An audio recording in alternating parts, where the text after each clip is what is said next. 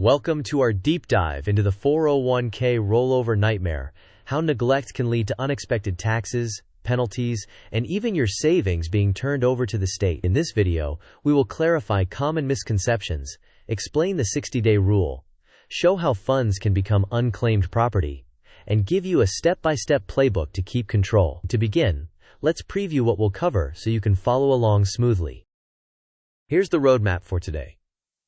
First, we will address the common panic about immediate taxation and correct the misunderstanding. Next, we will examine the two big threats: the 60-day rule in indirect rollovers and the risk of escheatment, or the unclaimed property process. Then, we will walk through how to execute a clean, direct rollover.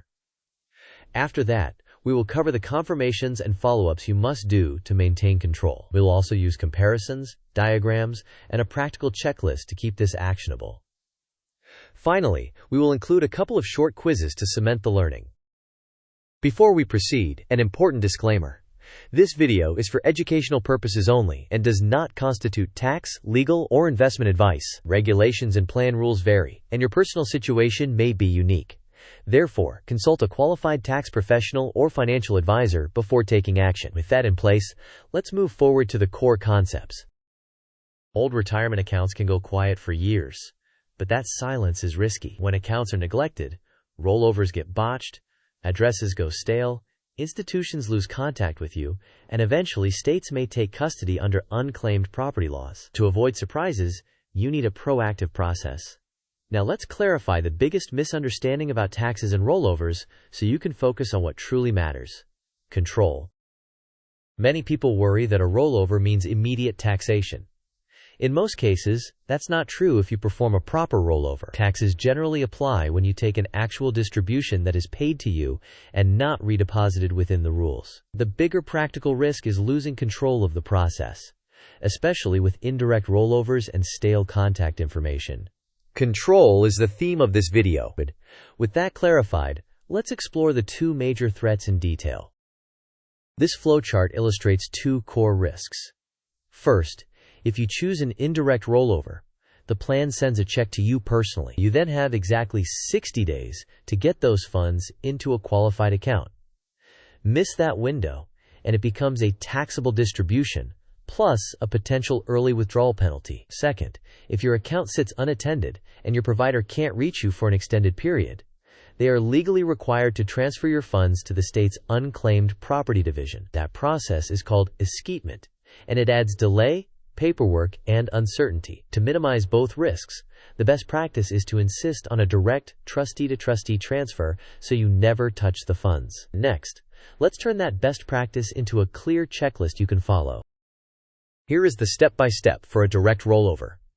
First, contact the receiving institution to open the account and obtain exact transfer instructions. Second, request a trustee-to-trustee transfer from your old plan so the funds move directly between institutions. Third, verify the payee format, typically the new custodian, for the benefit of you.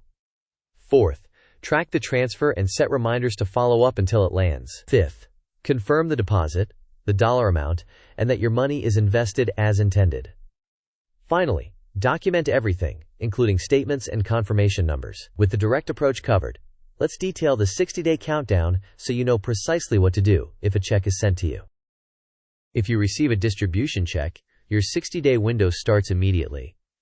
That period includes weekends and holidays, so account for mail time and processing delays. You must get the funds into a qualified retirement account within the window, otherwise the amount is treated as a taxable distribution and may incur an early withdrawal penalty. If you are close to the deadline, escalate with both institutions, consider overnight delivery, and get written confirmations. The most effective way to remove this risk is to choose a direct transfer so you never receive a check.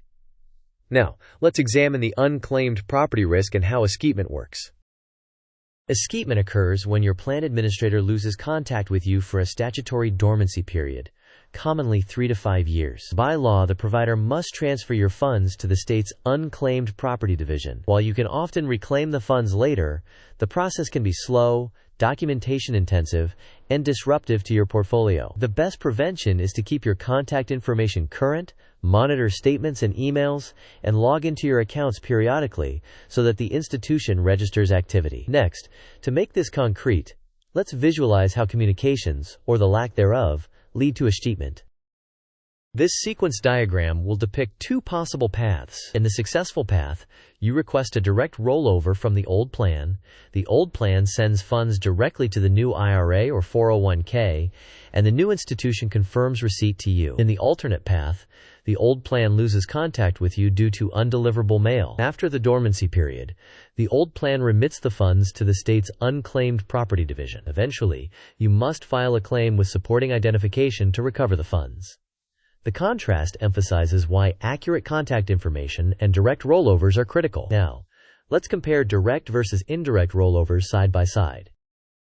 On the left, a direct trustee-to-trustee transfer minimizes risk. Because funds move directly between institutions, there is no 60-day clock.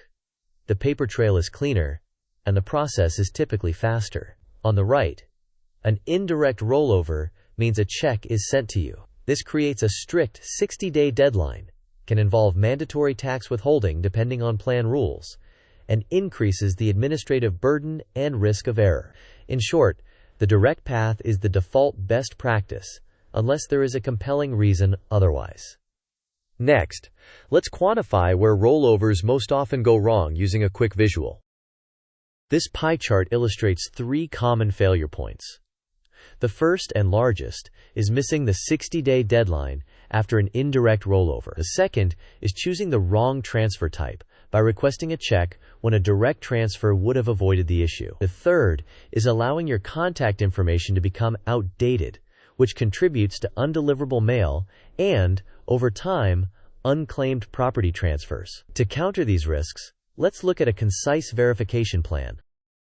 Here is a markdown checklist you can copy into your notes. After initiating the transfer, save all instructions and reference numbers, confirm pay details and amounts before funds depart, and set reminders to follow up. When funds arrive, verify the gross amount, ensure the account type and tax basis are correctly labeled, and reinvest according to your plan. On an ongoing basis, keep your contact details updated at all institutions, enable electronic delivery, and log in regularly so issues are detected quickly and the account shows activity. Now let's include a brief table to ground expectations around dormancy and actions. This table summarizes key timelines and actions. Dormancy periods before escheatment commonly range from 3 to 5 years, though you should verify your state's rules. Indirect rollovers carry a strict 60-day window. The best practice is a direct trustee-to-trustee transfer. If funds have already escheated, you must follow your state's claim process, which typically involves identification documents and supporting statements. With these essentials in mind, let's test your understanding with a quick quiz. Quiz time. You received a 401k distribution check during a job change. To avoid taxes and penalties, what must happen? Option A. Deposit it into a qualified retirement account within 60 days. Option B.